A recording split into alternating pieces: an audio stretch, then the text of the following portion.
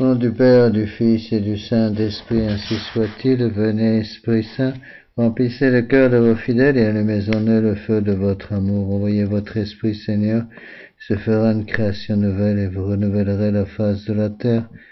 Prions, ô Dieu qui avez daigné envoyer votre Esprit sur ce monde, donnez-nous par ce même Esprit de comprendre et d'aimer ce qui est bien, et jouir sans cesse cette divine consolation par le même Jésus-Christ notre Seigneur. Ainsi soit-il. Je vous salue Marie, pleine de grâce. Le Seigneur est avec vous. Vous êtes bénie entre toutes les femmes, et Jésus, le fruit de vos entrailles, est béni. Sainte Marie, Mère de Dieu, priez pour nous pauvres pécheurs, maintenant et à l'heure de notre mort. Ainsi soit-il. Nos saints anges gardiens, veillez sur nous. Saint Pédis, priez pour nous. Saint Joseph, priez pour nous. Saint Thomas d'Aquin, priez pour nous. Au nom du Père et du Fils et du Saint-Esprit, ainsi soit-il. Eh bien, chers femmes, eh bien, chers amis, je continue ce cycle de conférences sur le catholicisme libéral, en épluchant un petit peu l'œuvre de l'abbé Barbier, l'histoire du catholicisme libéral. Donc, nous en sommes maintenant au tome 3. Je vais essayer de vous donner un peu un résumé de ce qu'enseigne l'abbé Barbier.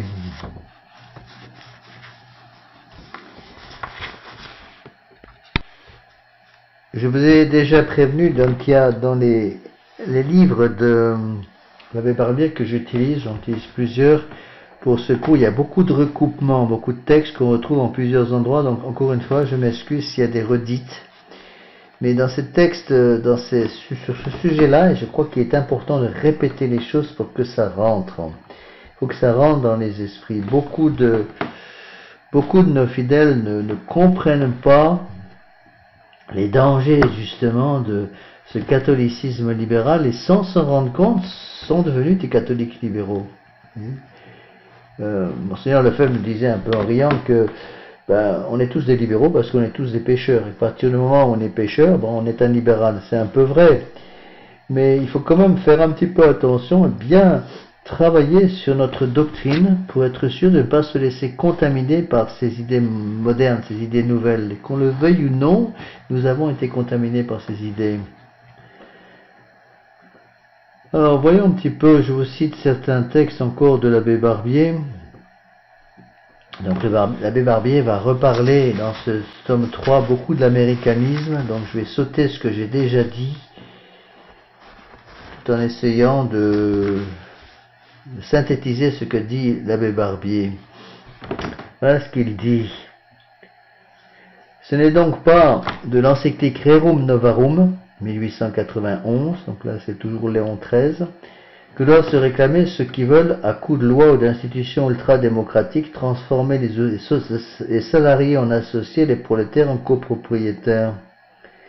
Non, le patron n'est pas obligé de partager avec ses ouvriers la direction, la propriété ou les bénéfices de son industrie. Un maximum d'organisation sociale correspondra à un minimum d'intervention directe de l'État et un minimum d'organisation sociale. Un minimum d'organisation sociale correspondra à un maximum d'intervention de l'État. Donc il faut essayer d'avoir dans ce domaine-là, encore une fois, des idées claires pour ne pas tomber dans le socialisme.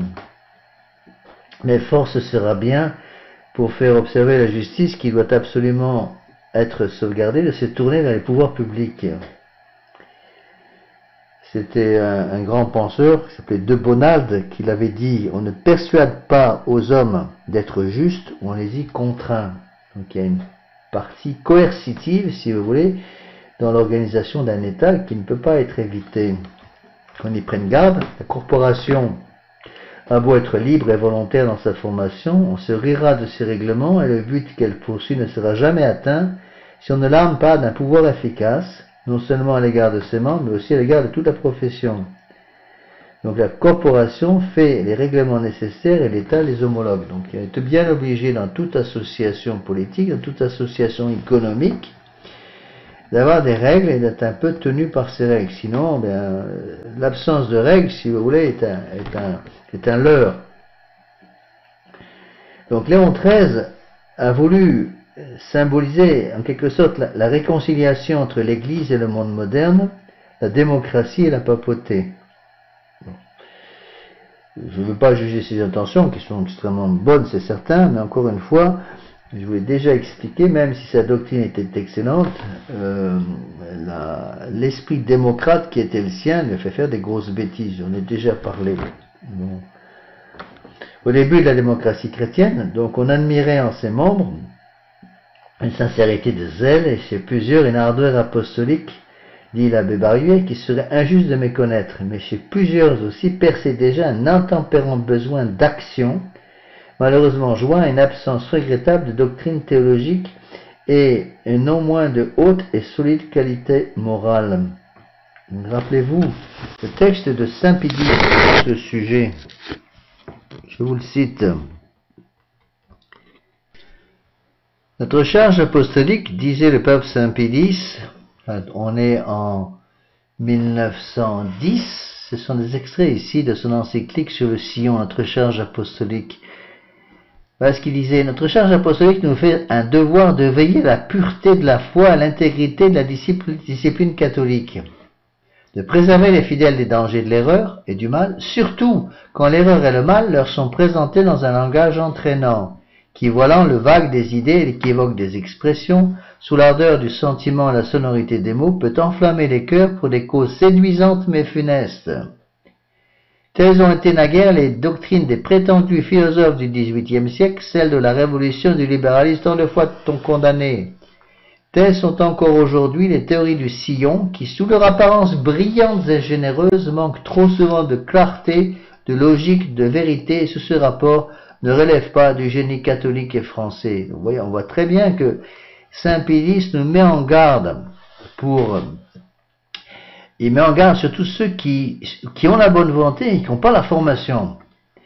Et ensuite, il précise, les fondateurs du sillon, en effet, étaient jeunes, enthousiastes, pleins de confiance en eux-mêmes, mais ils n'étaient pas suffisamment armés de sciences historiques, de saine philosophie, de forte théologie, pour affronter sans péril les difficiles problèmes sociaux vers lesquels ils étaient entraînés par leur activité et leur cœur, et pour se prémunir sur le terrain de la doctrine et de l'obéissance contre les infiltrations libérales et protestantes. Rappelez-vous la formule, l'enfer est pavé de bonnes intentions. Et donc Saint Pidis montre bien que les bonnes intentions ne suffisent pas, il faut aussi la doctrine. De tous côtés, c'est donc, là c'est un texte encore de l'abbé Barbier, on revient à l'abbé Barbier, de tous côtés, c'est donc une germination d'œuvres sociales qui, bien dirigée et conduite selon les enseignements pontificaux, aurait merveilleusement secondé les grands desseins de Léon XIII. Mais, voilà une remarque importante, l'engouement démocratique, l'absence d'une doctrine sûre, l'ambition de découvrir des méthodes et des voies nouvelles sèment les écueils sur la route. Donc beaucoup de jeunes catholiques se sont fait rouler dans la farine à la fin du XIXe siècle parce que justement ils avaient la bonne volonté, ils avaient l'énergie, mais il leur manquait cette science historique, cette saine philosophie et cette forte théologie dont parle Saint Pidis. Donc il leur manquait les bases doctrinales. C'est un peu comme quelqu'un qui veut construire une belle maison et qui n'a pas de fondation.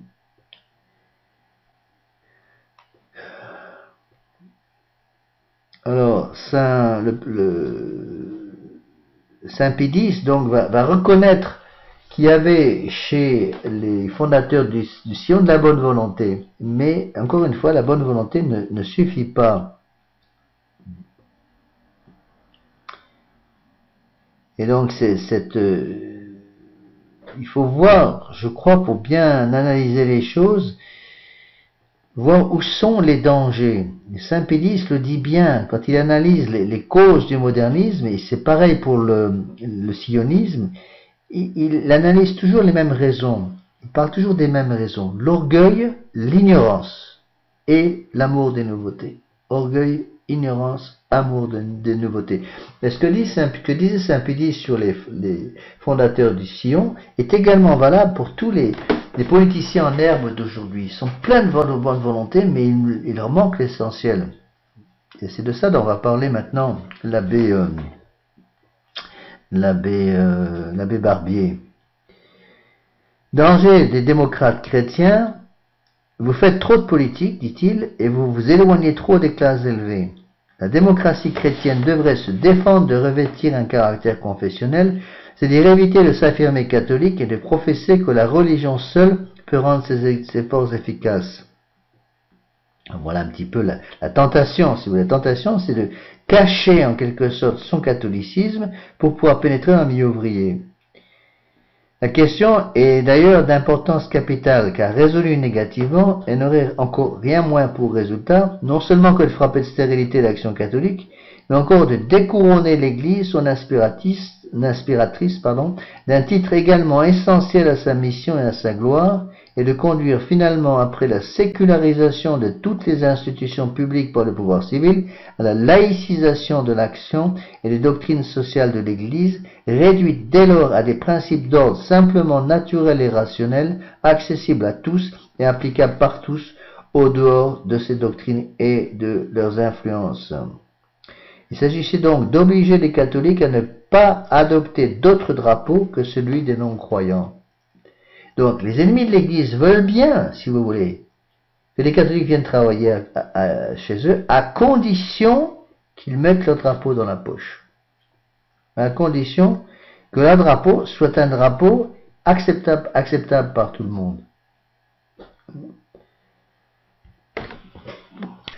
Donc le danger, si vous voulez, de ces catholiques de bonne volonté qui veulent se lancer dans la politique, et ceci était vrai sous Saint-Pédis, c'est aussi vrai encore plus aujourd'hui, et si vous voulez, de vouloir faire quelque chose sans la protection de l'Église.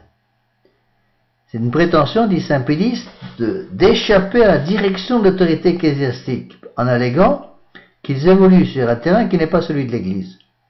Donc qui ne poursuivent que les intérêts de l'ordre temporel et non de l'ordre spirituel. Ils se disent, nous sommes simplement des catholiques voués à la cause des classes laborieuses, aux œuvres démocratiques, et puisant dans les pratiques de sa foi, de notre foi catholique, l'énergie de son dévouement. Que ni plus ni moins que les artisans, les laboureurs, les économistes et les politiciens catholiques, le silloniste, ou les gens qui suivent Marc Sangnier dans le sillon, demeurent soumis aux règles de la morale commune, à tous sans relever ni plus ni moins que d'une façon spéciale de l'autorité ecclésiastique.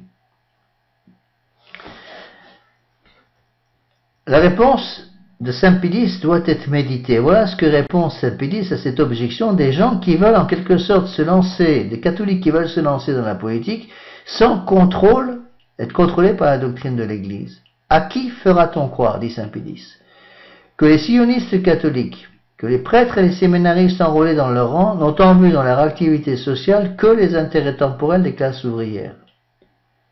La vérité, c'est que les chefs libéraux du catholicisme libéral se proclament des idéalistes irréductibles, parce qu'ils prétendent relever les classes laborieuses en relevant d'abord la conscience humaine, qu'ils ont une doctrine sociale et des principes philosophiques et religieux pour construire la société sur un plan nouveau, qu'ils ont une conception spéciale de la dignité humaine, de la liberté, de la justice, de la fraternité, et que pour justifier leurs rêves sociaux, ils en appellent à un évangile interprété à leur manière, et ce qui est plus grave encore, à un Christ défiguré et diminué.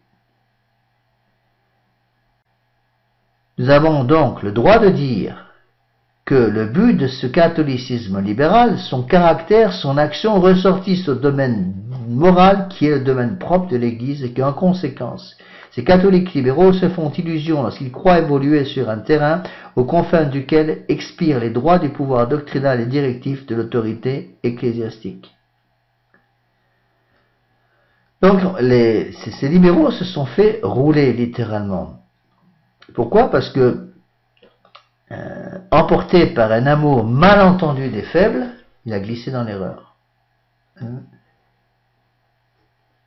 Alors, encore une fois, il faut savoir utiliser les textes de Léon XIII. Je vous l'ai déjà dit, même si Léon XIII, en matière politique, a fait des erreurs monumentales à cause de son esprit démocratique, dans la doctrine, encore une fois, de Léon XIII, il n'y a rien à redire.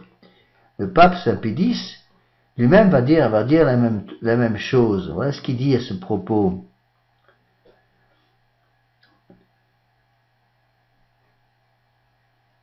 les principes, dit saint Pédis, de la doctrine catholique sont fixés, et l'histoire de la civilisation chrétienne est là pour attester la bienfaisante fécondité. Notre prédécesseur, dit saint Pédis, et là il parle de Léon XIII, notre prédécesseur Léon XIII, d'heureuse mémoire, les a rappelés dans des pages magistrales que les catholiques occupés de questions sociales doivent étudier et toujours garder sous les yeux.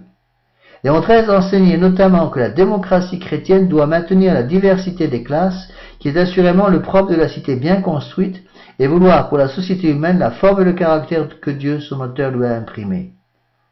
Léon XIII a flétri une certaine démocratie qui va jusqu'à ce degré de perversité que d'attribuer dans la société la souveraineté au peuple et à poursuivre la suppression et le nivellement des classes.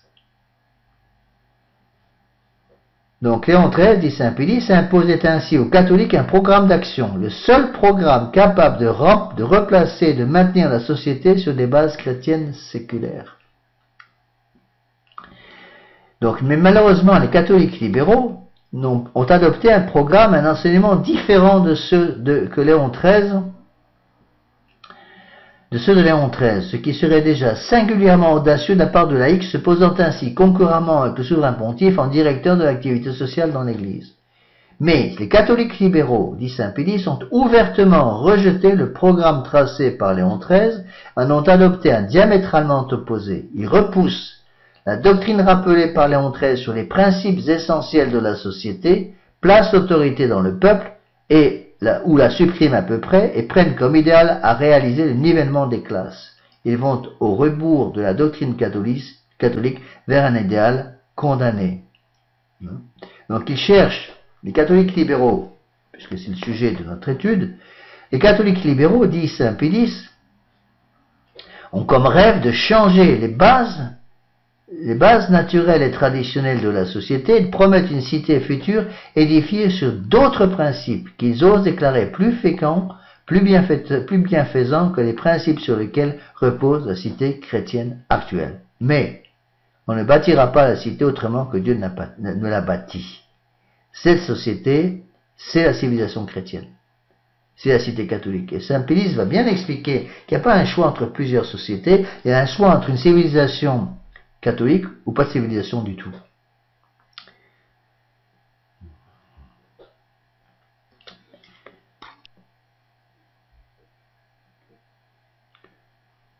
Revenons au texte de l'abbé Barbier. Donc après avoir dit que les libéraux voulaient obliger les catholiques à ne pas adopter d'autre drapeau que celui des non-croyants, l'abbé Barbier continue. La non-confessionnalité de l'action politique et de l'action sociale est en effet un des principaux champs où le libéralisme s'est donné carrière depuis cette époque. Ni la doctrine économique, ni le programme social de la démocratie chrétienne ne suppose la profession de foi catholique.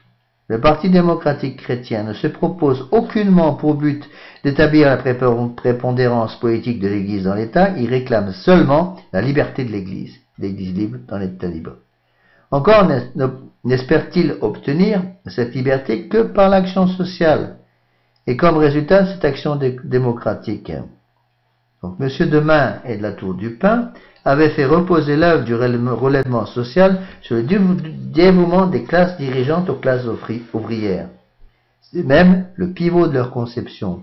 Les démocrates chrétiens le déplacent complètement, la question ouvrière ne sera résolue que par l'ouvrier. Toujours est-il qu'on verra dans la période suivante M. Demain converti, entre guillemets, abandonné, sinon répudié le patronage, l'exercice du devoir de paternité sociale des classes dirigeantes et des chefs d'industrie, qu'il avait si hautement affirmé, et que condamnant les démocrates sous le nom méprisant de paternalisme, il proclamait nécessaire à leur exemple l'autonomie des cercles ouvriers.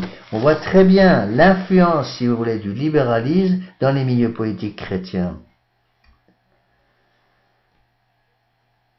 Donc l'allusion, dit l'abbé Barbier, ou plutôt la contradiction, n'est-elle pas grande d'espérer voir une restauration chrétienne de la société et celle des droits de l'Église, sortir d'une action démocratique qui d'abord en exclut la préoccupation et surtout n'entend et s'exercer qu'au nom de vérités d'ordre simplement naturel et rationnel. Sans doute, les généreuses visées dont l'œuvre des cercles ouvriers s'était inspirée rencontraient un sérieux obstacle dans la mollesse et l'égoïsme des hautes classes. Et quoique son succès fût loin d'être négligeable, l'effet n'avait qu'imparfaitement répondu aux sympathies et aux offres de concours qu'elle avait d'abord obtenues. Donc on voit encore une fois dans ce texte de l'abbé Barbier le danger, si vous voulez, de vouloir se lancer dans la politique sociale sans être protégé justement par la colonne vertébrale de l'Église catholique. Pourquoi? Parce que malheureusement l'influence socialiste a fait un dégât énorme. C'est comme si vous voulez, des termites qui avaient déjà pénétré dans le bois. L'état politique de la société, la guerre faite à l'Église, rendait d'ailleurs difficile le recrutement des cercles catholiques parmi les classes ouvrières, qui n'échappent pas aux influences gouvernementales. Enfin, dit l'abbé Barbier, la poussée des aspirations populaires, sous l'action des agitateurs radicaux et socialistes, s'exerçait en un sens très opposé à cette œuvre de pacification sociale. La tâche était ardue, elle exigeait des efforts persévérants et inlassables. Et ceux qui l'avaient conçu et entreprise avaient en premier lieu le mérite d'une conception juste, la seule dont l'application offrit le remède nécessaire, le plus conforme aussi à la doctrine sociale de l'Église.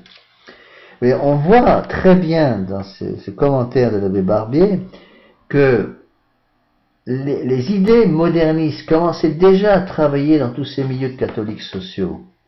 La bonne volonté était là, mais il croyait déjà plus, si vous voulez, en la liberté, l'égalité et la fraternité socialiste qu'en la pauvreté, chasteté et obéissance de notre Seigneur Jésus-Christ. Donc là, il y a une note très importante de l'abbé Barbier. Il explique que sous le prétexte de séparer la religion de la politique, le ralliement, donc là, encore une fois, il parle du ralliement de Léon XIII en 1892, le ralliement aboutissait à séparer la politique de la religion. Sous l'influence des conditions politiques, s'était formé en Italie comme en France un parti démocrate chrétien, qui, tout en prétendant représenter le catholicisme intégral, n'était lui aussi autre chose que le rajeunissement de l'idée ménésienne, donc de l'amener, d'une conciliation à établir entre les principes catholiques et les idées démocratiques issues de la Révolution. Un moyen terme entre l'Église et le socialisme, en un mot, le libéralisme catholique était transporté sur le terrain social. Donc j'insiste sur ce point bien expliqué par l'abbé Barbier. Je m'excuse, ces citations sont un peu longues et compliquées.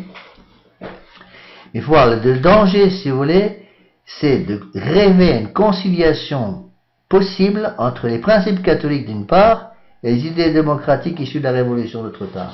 C'est ça le catholicisme libéral. Le catholicisme libéral, encore une fois, je vous l'ai déjà dit de façon assez claire, que le catholicisme libéral était un mariage entre deux idées incompatibles. D'une part, la religion catholique, tout pour Dieu, et d'autre part, les idées démocratiques issues de la Révolution, c'est-à-dire le pouvoir qui vient d'en bas, qui vient du peuple. Donc comment voulez-vous que deux principes aussi contradictoires, le pouvoir qui vient d'en haut, de Dieu, ça c'est le principe catholique, et d'autre part, le pouvoir qui vient d'en bas, ça c'est le principe révolutionnaire démocratique, comment voulez-vous que ces deux choses puissent travailler ensemble? C'est absolument impossible.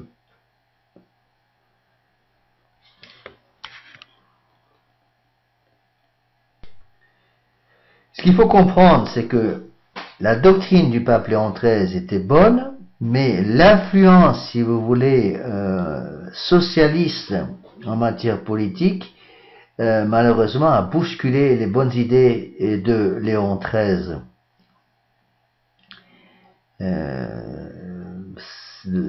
L'abbé Barbier résume, avec une phrase que j'ai déjà citée, je crois, tous les novateurs et leurs amis apparaissaient du côté du ralliement, et tous les défenseurs du côté de la bonne doctrine, du côté des réfractaires. Donc en fait, c'est le danger, si vous voulez, c'est que avec ces idées libérales catholiques, l'américanisme et la démocratie chrétienne se sont reconnus comme deux frères et donc vont travailler main dans la main pour saper complètement le pilier même de la foi catholique. Encore une fois, on voit très bien là que les plus grands ennemis de l'Église ne sont pas ceux qu'on croit. Les plus grands ennemis de l'Église ne sont pas les ennemis de l'extérieur, mais les ennemis de l'intérieur. Les ennemis de l'intérieur. Et ici, l'abbé Barbier pense surtout à l'américanisme, dont j'ai déjà beaucoup parlé, et à la démocratie chrétienne. Alors, ces influences, si vous voulez, délétères, qui s'opposent en fait à la doctrine de Léon XIII, je l'ai encore dit et expliqué plusieurs fois que la doctrine elle-même était bonne. Et donc, trois prêtres vont à ce moment-là intervenir. On est à la fin du XIXe siècle.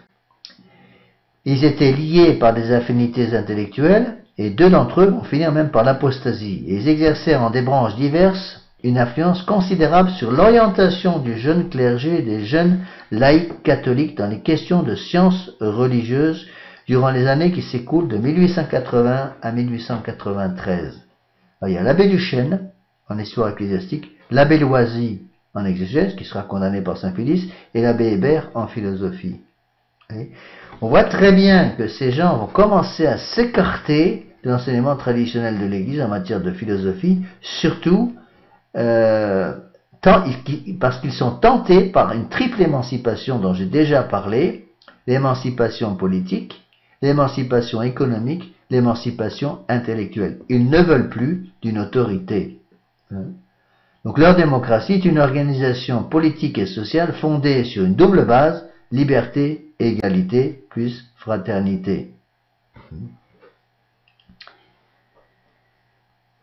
Alors, contaminé par la mauvaise philosophie de l'abbé Duchesne, ce qui est D-U-C-H-E-S-N-E, de l'abbé Loisy, L-O-I-S-Y, de l'abbé Hébert, H-E-B-E-R-T, le libéralisme catholique va pénétrer à l'intérieur du corps social de l'Église. Alors, ceci va entraîner, si vous voulez, une fausse doctrine qui consiste à penser que l'homme peut se sauver par ses propres forces. C'est une espèce d'activisme volontariste. L'activisme, c'est l'action remplace la prière. Le volontarisme, c'est je vais obtenir ce que je veux de Dieu à la force du poignet, sans compter sur ses grâces, mais en comptant beaucoup plus sur moi-même.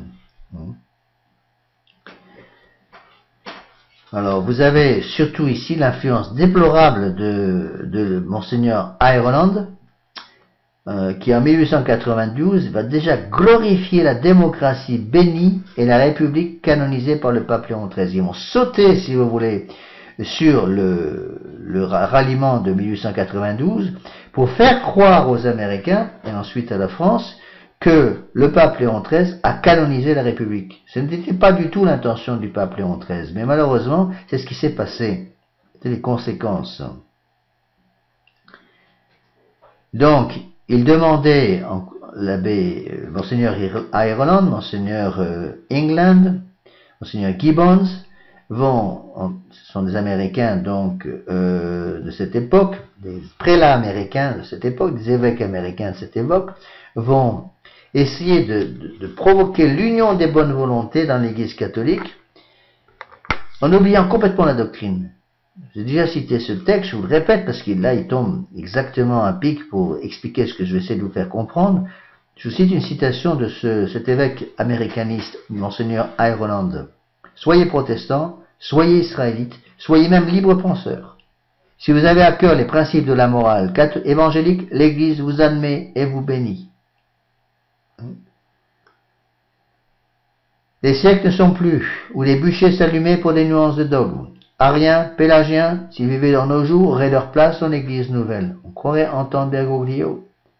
Par-dessus les cristallisations dogmatiques dont l'aplanissement reste l'office des seuls théologiens, un dogme fécond se dresse sur l'humanité et l'arbitre. C'est le dogme de l'âme de l'Église, de cette société mystérieuse et sainte à laquelle les incroyants sincères et éclairés, s'ils sont avec Jésus, participent eux-mêmes. L'Église redevient donc vraiment catholique, c'est-à-dire, selon tous, elle groupe autour de la figure du Christ toutes les âmes touchées du divin, disait Monseigneur Ireland. Alors, où est l'erreur là-dedans? Ici, Monseigneur Ireland parle de l'âme de l'Église.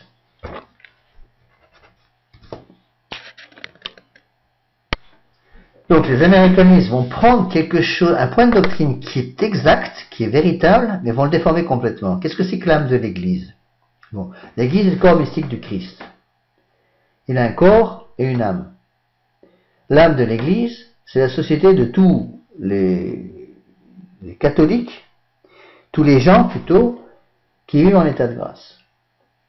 Le corps de l'Église, c'est la société de tous ceux qui sont baptisés. Est-ce que tous les membres du corps de l'Église sont sauvés? La réponse est non. C'est pas parce que quelqu'un est baptisé qu'il est sauvé. On peut être baptisé et vivre dans le péché mortel jusqu'au cou, malheureusement. Par contre, il est vrai de dire que ceux qui sont membres de l'âme de l'Église, c'est-à-dire qui vivent en état de grâce, sont sauvés. Toute personne qui meurt en état de grâce est sauvée. C'est deux fois. La question donc qui va se poser est la suivante. Est-ce que quelqu'un peut mourir en état de grâce sans être membre du corps de l'Église, c'est-à-dire sans être baptisé? Les finéistes répondent non. Les finéistes, c'est une secte américaine fondée par l'abbé Finney, excommunié par le pape Pie XII en 1953 parce qu'il justement niait l'existence d'un baptême de désir.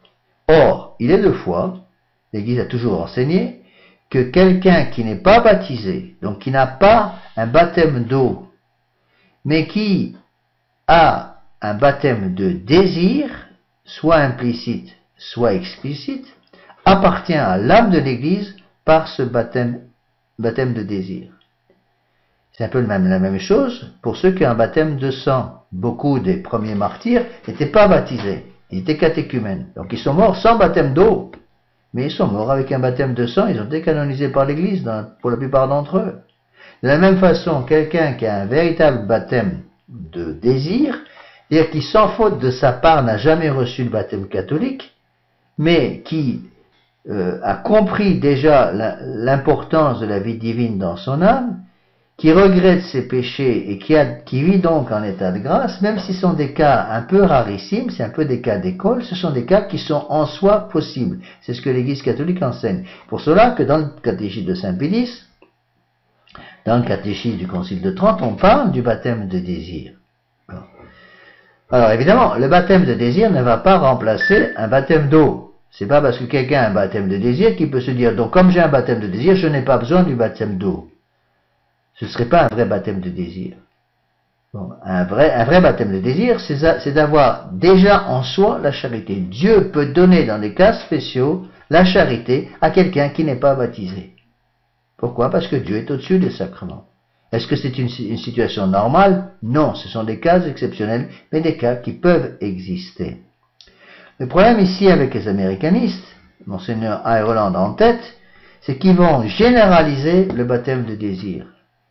Quand on lit les textes de Monseigneur Ireland, on croirait entendre Bergoglio. C'est exactement l'histoire du salut universel. Tous les hommes ont l'état de grâce, parce que la grâce sanctifiante est devenue naturelle à l'homme.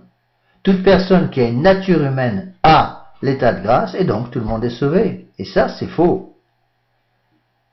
Il ne faut pas faire très attention donc à ne pas tomber dans ce panneau qui consiste à naturaliser l'état de grâce. L'état de grâce, c'est quelque chose de surnaturel. C'est-à-dire que si l'âme, l'existence de l'âme est naturelle à l'homme, puisque l'âme est une partie de la nature humaine, la grâce sanctifiante qui se greffe sur l'âme est quelque chose d'au-dessus de la nature. C'est pas quelque chose de naturel. C'est un don gratuit de Dieu, ce qu'on appelle la grâce sanctifiante.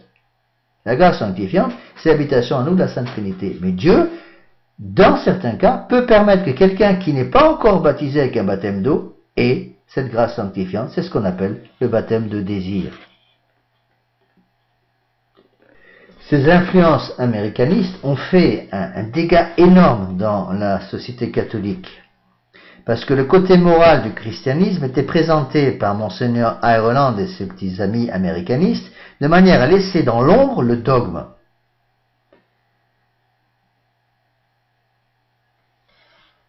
très avide de réformes sociales, il insinuait que l'Église, en ne les cherchant pas d'une manière directe, avait négligé jusqu'à nos temps le but essentiel de sa mission sur la terre, parce qu'il aimait à dire que le plus pressé était de procurer le bonheur du peuple avant de chercher à éclairer son intelligence et toucher son cœur. Donc on voit très bien que pour les américanistes, et ça c'est exactement l'esprit du catholique libéral, l'important c'est d'aider les gens à se sentir bien ici-bas sur la terre. Pour un catholique, au contraire, un vrai catholique, le plus important, c'est de préparer les gens à aller au ciel. Et le bonheur ne consiste pas à vivre ici-bas, mais à vivre au ciel avec Dieu. Rappelez-vous, Très Sainte Vierge Marie disant à Sainte Bernadette, après les apparitions de Lourdes, je ne peux vous promettre le bonheur en ce monde, mais dans l'autre. Donc, le grand danger du catholicisme libéral, c'est d'avoir fait croire aux catholiques libéraux qui suivaient ces tendances-là qu'on pouvait avoir le bonheur ici-bas sur la terre. Ce n'est pas possible. On ne peut pas être ici-bas parfaitement heureux parce qu'il nous manque l'essentiel, il nous manque la possession de Dieu. Donc on peut, bien sûr, avoir un certain bonheur ici-bas, mais un bonheur incomplet, parce que justement nous sommes des viateurs. Vous et moi, nous sommes des viateurs. Ça veut dire, que ça veut dire un viateur? Un viateur, c'est quelqu'un qui est en passage. Nous sommes des pèlerins ici-bas.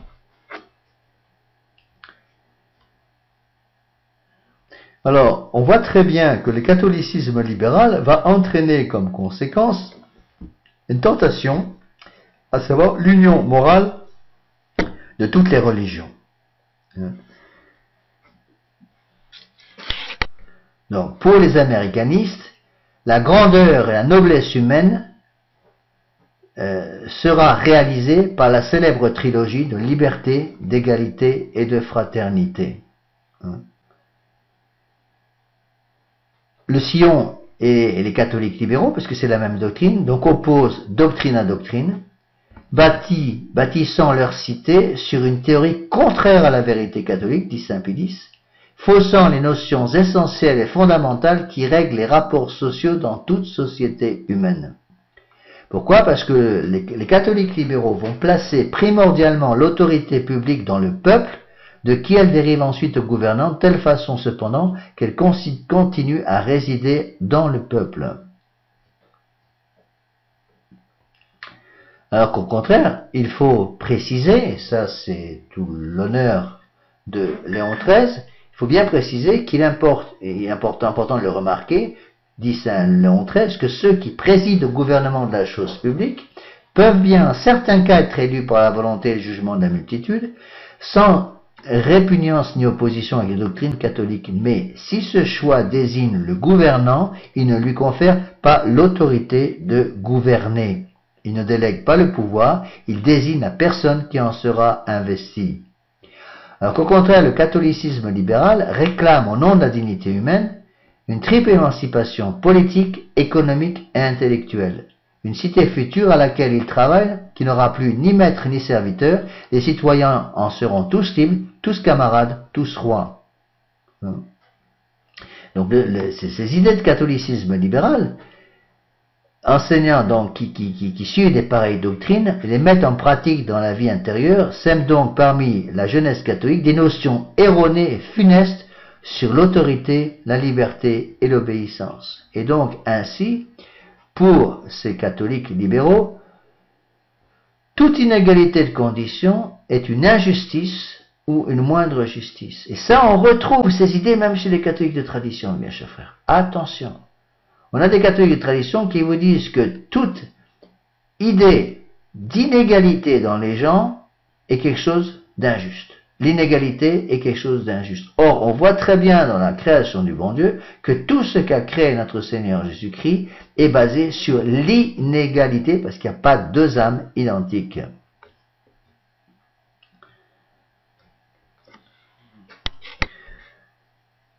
Le catholicisme libéral souhaite donc une union morale entre toutes les religions. Toutes les religions se valent parce que tout le monde peut se sauver, parce que tous les hommes de bonne volonté ont un baptême de désir. Donc, les américanistes et les catholiques libéraux vont jouer à partir de quelque chose qui est vrai, l'existence d'un baptême de désir, mais qui n'est qui n'est que quelque chose d'exceptionnel, et vont généraliser cette pratique du baptême de désir pour dire que tous les hommes sont sauvés. C'est exactement ce qu'enseigne Bergoglio, qui parle maintenant tout le temps, en longueur de journée, de ce salut universel. Donc, les catholiques libéraux font donc un pacte de silence sur toutes les particularités dogmatiques qui divisent les esprits, et un pacte d'action commune par ce qui unit les cœurs, par la vertu moralisatrice et consolante qui en est toute loi, toutefois, qui est en toute foi. Ce serait l'abandon des vieux fanatismes selon eux. Donc en gros, le catholique libéral va être obligé d'en arriver à la doctrine suivante: toutes les religions se valent parce que toutes les religions viennent du même Dieu.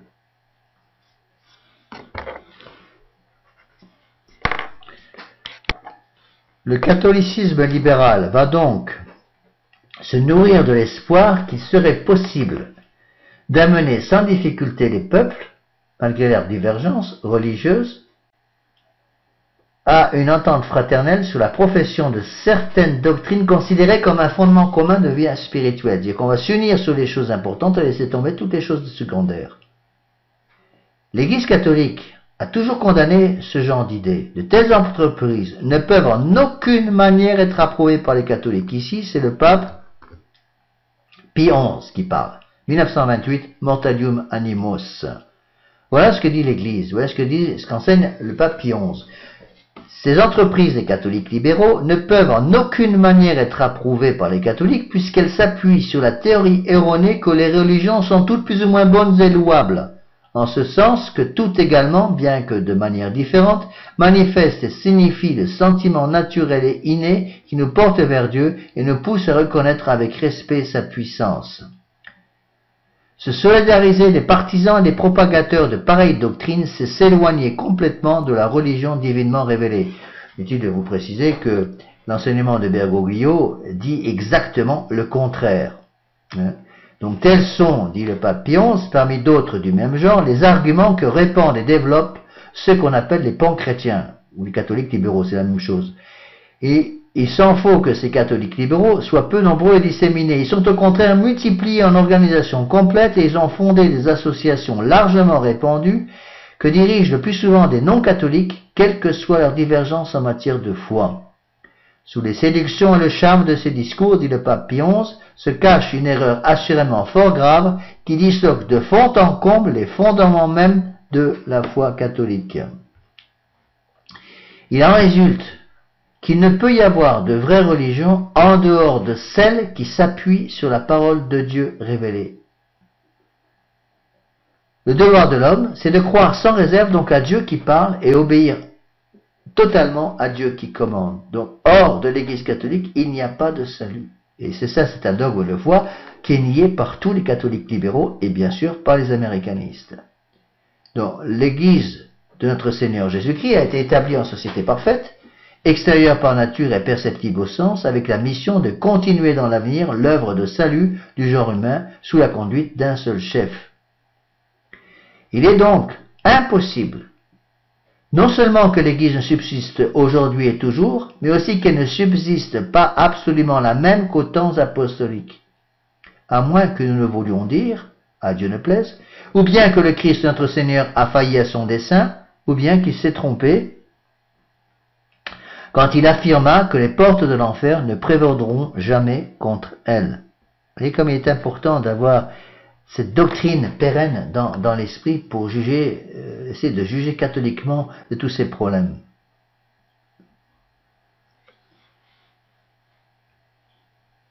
Au contraire, les modernistes, les catholiques libéraux, veulent négliger et écarter les controverses, même les plus anciennes et les divergences de doctrine qui déchirent encore aujourd'hui les non-chrétiens. Et au moyen des autres vérités doctrinales, ils veulent constituer et proposer une certaine règle de foi commune. Dans la profession de cette foi, tous sentiront qu'ils sont frères, plus qu'ils ne le seront, et une fois réunis en une confédération universelle, les multiples églises ou communautés pourront s'opposer avec force et succès au progrès de l'impiété. C'est leur opinion commune. Donc, ils affirment même, ces catholiques libéraux, qu'ils vont traiter volontiers avec l'Église romaine, mais à droits égaux, c'est-à-dire en égaux et en égal. Il va de soi, dit le pape Pie XI, que le siège apostolique ne peut d'aucune manière participer à ces congrès de catholiques libéraux et que d'aucune manière les catholiques ne peuvent apporter leur suffrage à de telles entreprises ou y collaborer. S'ils le faisaient, ils accorderaient une autorité à une fausse religion chrétienne entièrement étrangère à l'unique Église du Christ. Pouvons-nous souffrir, ce serait le comble de l'iniquité, que soit mise en accommodement la vérité et la vérité divinement révélée. Vous voyez, on voit bien que ces catholiques libéraux veulent un pacte d'union entre tous les hommes pour arriver à ce rêve d'une religion mondiale, une religion universelle, basée évidemment sur un gouvernement universel, un gouvernement mondial. Je reprends le texte de Pie XI. Quand le Fils unique de Dieu a commandé à ses envoyés d'enseigner toutes les nations, il a en même temps imposé à tous les hommes le devoir d'ajouter foi à ce qui leur serait annoncé par les témoins préordonnés par Dieu. Il a sanctionné cet ordre par ces mots: celui qui croira sera baptisé sera sauvé, celui qui ne croira pas sera condamné.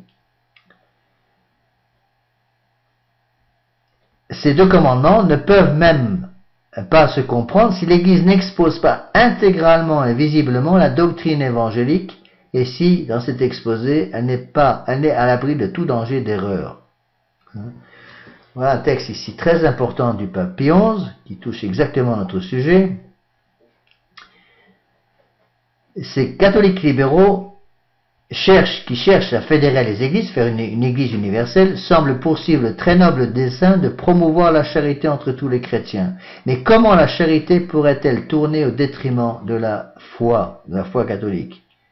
Saint Jean lui-même, l'apôtre de la charité, que l'on a vu dans son évangile dévoiler les secrets du cœur sacré de Jésus, qui ne cessait d'inculquer dans l'esprit de ses fidèles le précepte nouveau « Aimez-vous les uns les autres », interdisait de façon absolue tout rapport avec ceux qui ne professent pas la doctrine du Christ entière et pure. Si quelqu'un vient à vous et n'apporte pas cette doctrine, disait Saint Jean, ne le recevez pas dans votre maison, ne le saluez même pas. Puisque la charité a pour fondement une foi intègre et sincère, c'est l'unité de foi qui doit être le lien principal unissant les disciples du Christ. Donc sans cette unité de foi, sur la foi catholique unique, hors de laquelle il n'y a pas de salut, il ne peut pas y avoir d'union légitime. C'est impossible. Donc comment, dit le pape Pie XI, comment concevoir la légitimité d'une sorte de pacte chrétien dont les adhérents, même dans les questions de foi, garderaient chacun leur manière particulière de penser et de juger, alors même qu'elle serait en contradiction avec celle des autres? Et par quelle formule, nous le demandons, pourrait-il constituer une seule et même société de fidèles, des hommes qui divergent en opinions contradictoires?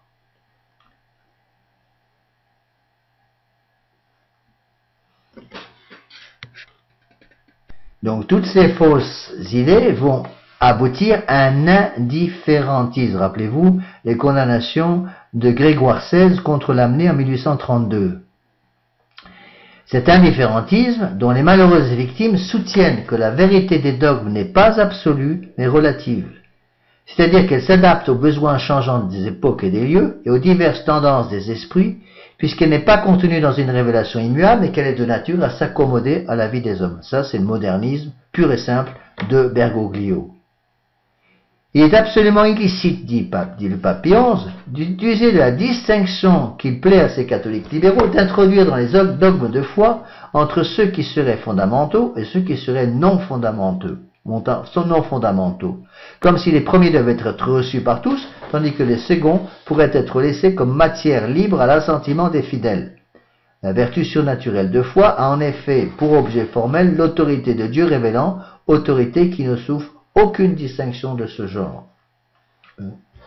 Donc le magistère de l'Église, ça c'est une phrase capitale du pape Pie XI, le magistère de l'Église, tant ordinaire qu'extraordinaire, lequel suivant le plan divin a été établi ici-bas pour que les vérités révélées subsistent perpétuellement intactes et qu'elles soient transmises facilement et sûrement à la connaissance des hommes,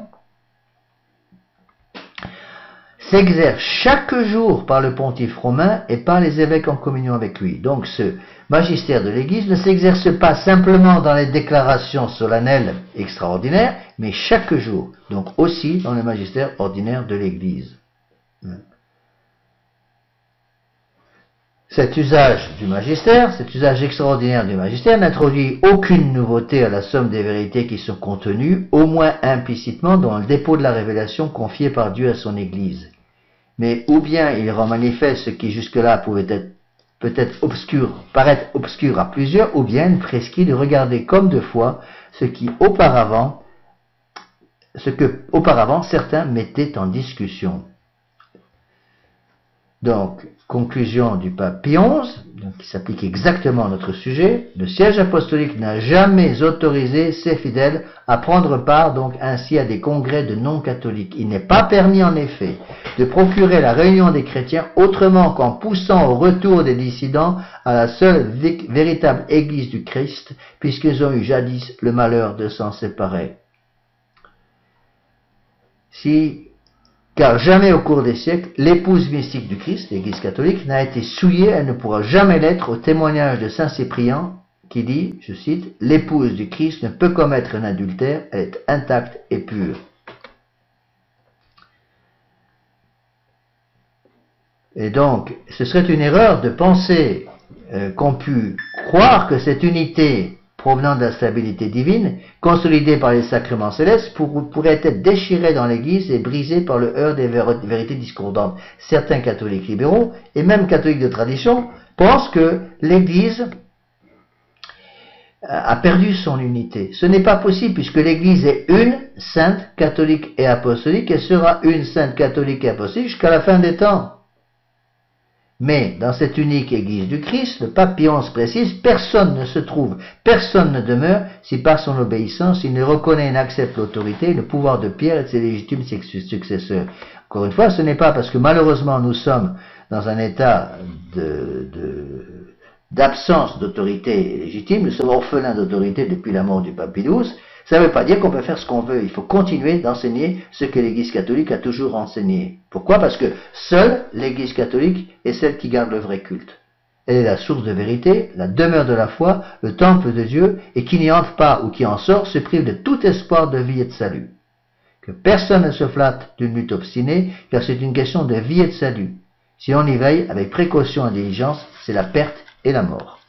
Dieu, notre Sauveur, veut que tous les hommes soient sauvés et parviennent à la connaissance de la vérité. Mais personne ne peut être sauvé et parvenir à la connaissance de la vérité sans passer par l'unique moyen de salut qui est l'Église catholique.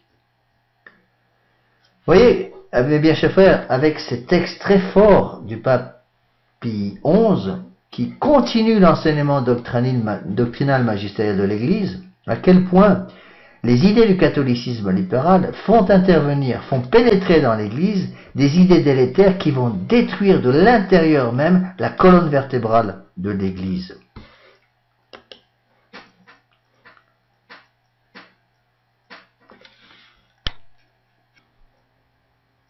Le pape Saint Pie X disait que les artisans d'erreur, il n'y a pas à les chercher aujourd'hui parmi les ennemis déclarés de l'Église. Ils se cachent, et c'est un sujet d'appréhension et d'angoisse très vive, disait Saint Pie X, dans le sein même et au cœur même de l'Église. Ennemis d'autant plus redoutables qu'ils le sont moins ouvertement. Il s'agit, dit Saint Pie X, de prêtres qui, sous couleur d'amour et de l'Église, absolument courts de philosophie et de théologie sérieuse, imprégnés au contraire jusqu'au moelle d'un venin d'erreur puisé chez les adversaires de la foi catholique, se posent au mépris de toute modestie comme rénovateurs de l'Église. En phalange serrée, ils donnent audacieusement l'assaut à tout ce qu'il y a de plus sacré dans l'œuvre de Jésus-Christ, sans respecter sa propre personne, qu'ils abaissent par un témérité sacrilège qu'à la simple et pure humanité. Ce n'est pas du dehors en effet, c'est du dedans que ces gens trament la ruine de l'Église. Le danger est aujourd'hui presque aux entrailles même et aux veines de l'Église. Leurs coups sont d'autant plus sûrs qu'ils savent mieux où frapper, ou la frapper. Ajoutez que ce n'est point au rameau et au rejeton qu'ils ont mis la cognée, mais à la racine même, c'est-à-dire à la foi et à ses fibres les plus profondes. Et note de Saint Pie X, cette racine d'immortelle vie une fois tranchée, il se donne la tâche de faire circuler le virus par tout l'arbre. Nul parti de la foi catholique qui reste à l'abri de leurs mains, nul qui ne fasse tout pour corrompre, et tandis qu'ils poursuivent par mille chemins leurs desseins néfastes, rien de si insidieux, de si perfide que leur tactique. Amalgamant en eux le rationaliste et le catholique, ils le font avec un tel raffinement d'habileté qu'ils abusent facilement les esprits mal avertis. Et voilà la conclusion de Saint-Pédis, ça c'est dans l'encyclique Pascendi, je vous cite tout ça, hein, Pascendi 1907. Ceci paraît ôter tout espoir de remède. Leur doctrine, la doctrine de ces catholiques libéraux, donc c'est ça dont ils parlent, hein, des modernistes, les doctrines de ces gens-là leur ont tellement perverti l'âme qu'ils en sont devenus contempteurs de toute autorité, impatients de tout frein.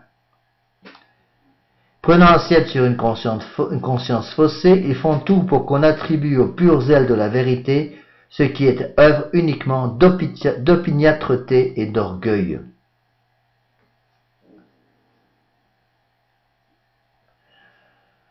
Comme, dit Saint-Pédis, une tactique des modernistes, une tactique fort insidieuse est de ne jamais exposer leur doctrine méthodiquement et dans leur ensemble, mais de les fragmenter en quelque sorte et de les éparpiller çà et là, ce qui prête à les faire juger ondoyants et indécis, quand leurs idées au contraire sont parfaitement arrêtées et consistantes. Il importe ici et avant tout de présenter ces mêmes doctrines sous une seule vue et de montrer le lien logique qui les rattache entre elles. Vous voyez, on voit très bien à quel point il s'agit de garder la tête sur les épaules et le cœur avec notre Seigneur Jésus-Christ et surtout l'intelligence avec notre Seigneur Jésus-Christ. Donc ce pacte d'union, si vous voulez, ce pacte d'union entre toutes les religions que veulent les catholiques libéraux va amener à la destruction de l'Église. Il suffit d'ouvrir les yeux, voilà ce qui s'est passé dans l'Église. Alors tant que l'Église s'opposait à ces fausses doctrines, le barrage était là pour protéger les catholiques, mais malheureusement, lorsque les vannes du barrage ont été ouvertes, c'était le cas avec l'arrivée de Jean XXIII en 1963, au moment de l'arrivée de Jean XXIII, même 62, eh bien, qu'est-ce que je dis? Non, pardon, à la fin du Concile Vatican II, c'est plutôt ça, donc 65, excusez-moi, donc dès les années 63, 64, 65, eh bien, les vannes ont été ouvertes et ces idées ont envahi toute l'Église. Résultat des courses, eh bien, on arrive à la perte, destruction de la foi catholique elle-même partout dans le monde. C'est ce qu'on voit avec l'Église de Vatican II, l'Église de Bergoglio.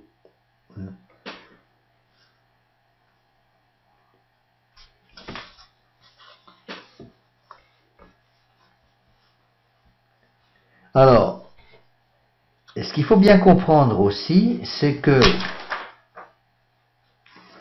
les catholiques libéraux voulaient participer au congrès des religions qui avait été organisé en 1900 à Paris.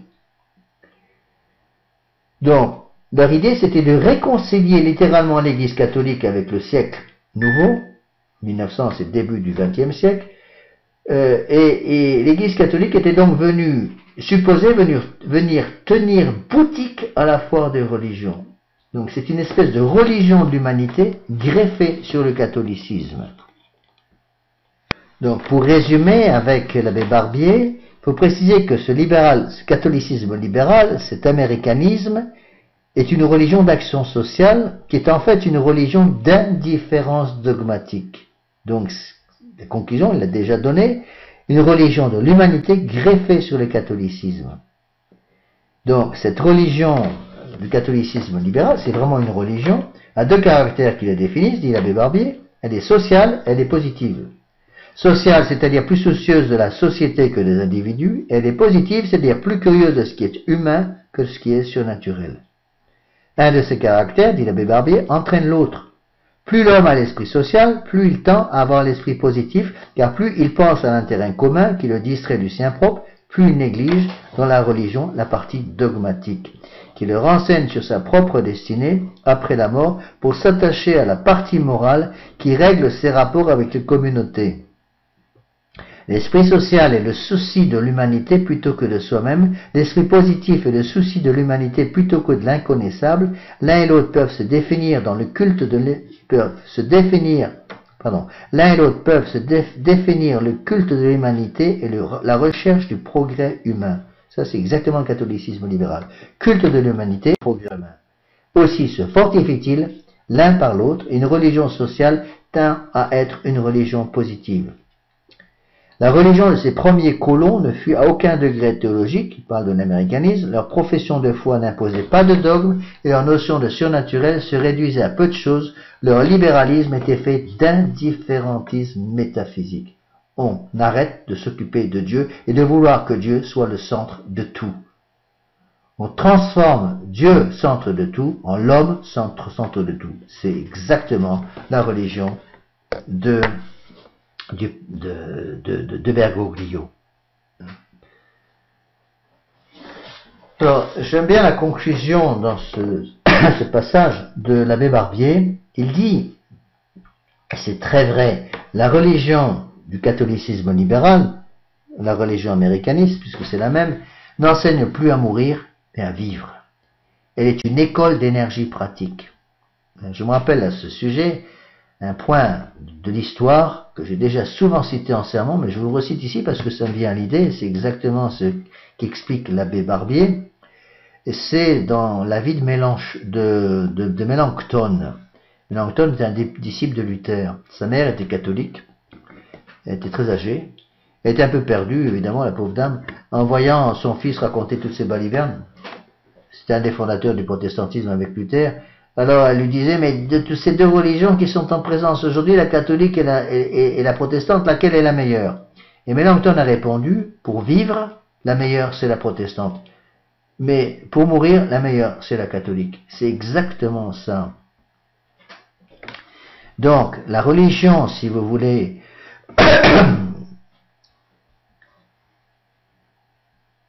la religion du catholique libéral se soucie de moins en moins de sauver les âmes, les individus, et de plus en plus de sauver la société.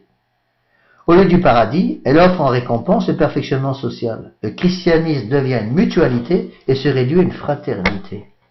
Elle ne veut que la paix religieuse, la paix entre religion et science, avec une morale indépendante du dogme, ne mêlant jamais les questions surnaturelles aux questions sociales. C'est une religion de l'humanité greffée sur le christianisme. Une très belle synthèse de l'abbé Barbier. Donc, en gros, le catholicisme libéral ne veut plus de l'influence de l'Église dans l'âme même de la société. On tolère l'influence de l'Église en matière privée seulement, mais jamais en matière publique. C'est pour cela que les catholiques libéraux de la fin du 19e et du début du 20e siècle vont logiquement en arriver à accepter le laïcisme républicain dont on voit les effets dramatiques et néfastes d'aujourd'hui. Donc, si vous voulez, l'américanisme, qui n'est rien d'autre qu'un catholicisme libéral, c'est l'adaptation du catholicisme à la religion américaine. Alors là, il faut parler de l'influence absolument désastreuse du père Hecker, H-E-C-K-E-R, qui était fondateur des Paulistes, qui a été converti en 1844, mais qui était un très charismatique, mais en même temps, hélas, complètement moderniste. Pour lui, on n'a pas besoin d'une direction extérieure, il suffit de l'influence directe du Saint-Esprit. Et ce sont ces idées charismatiques qui vont être condamnées par le pape Léon XIII dans l'encyclique de condamnation de l'américanisme dont j'ai déjà parlé. Donc le système religieux de l'américanisme, c'est en premier lieu une religion démocratique, c'est la religion du libéralisme. Donc le système religieux du catholicisme libéral, c'est la religion démocratique et la religion du libéralisme. Donc on voit très bien une union étroite entre le catholicisme libéral et bien sûr le libéralisme, d'où son nom catholicisme libéral, mais aussi l'esprit démocratique. Supprimer l'esprit démocratique du catholicisme libéral, il n'y a plus de catholicisme libéral. Supprimer le libéralisme doctrinal du catholicisme libéral, et le catholicisme libéral s'écroule. Donc pour faire revenir un catholicisme libéral à la foi catholique, qu'est-ce qu'il faut? La foi catholique. L'enseignement du magistère catholique. Donc qu'est-ce que voulaient ces catholiques libéraux, ces américanistes? Il voulait tout simplement préparer le monde au règne universel de la liberté humaine et des droits de l'homme. C'est pour cela que Monseigneur Ireland, c'est un texte que j'ai déjà cité, donc j'y reviens pas, prétendait que l'américanisme et la démocratie chrétienne se sont reconnus comme des frères. Donc, dans l'esprit du catholicisme libéral, seule la démocratie est acceptable en matière politique. Hors de la démocratie, il n'y a pas de salut. C'est exactement ce qu'ils vont enseigner. Donc, ils ont voulu se développer, les américanistes, les catholiques libéraux, loin de la surveillance de Rome. Monseigneur Ireland avait comme expression loin des chiens de garde ultramontains. Alors, cet américanisme, donc surtout présent sous l'efficace juridiction, si vous voulez, de Monseigneur Ireland, Monseigneur England, Monseigneur Gibbons, va être combattu en France. Parce que Monseigneur Ireland est venu à Paris pour prêcher ses idées à Paris, ça fait un dégât énorme, et cet américanisme va être combattu surtout par Monseigneur de Lassus et le journal de la vérité française et l'abbé Maignan, puis par l'encyclique Testem Benevolentiae de Léon XIII en 1899, qui est la condamnation de l'américanisme. Je n'y reviens pas parce que j'ai déjà cité en long, en large et en travers cette encyclique.